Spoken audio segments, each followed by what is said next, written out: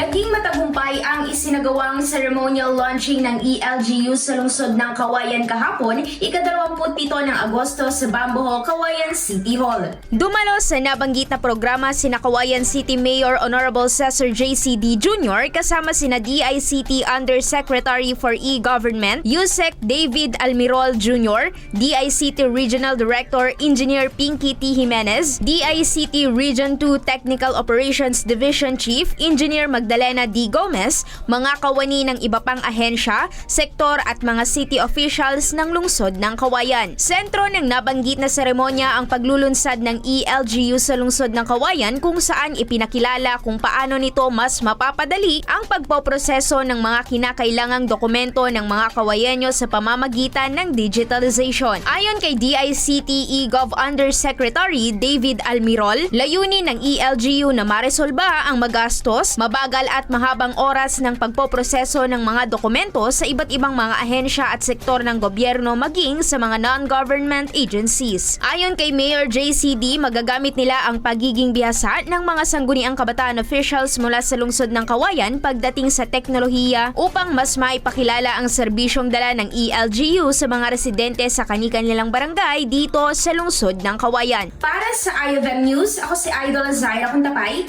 Idol!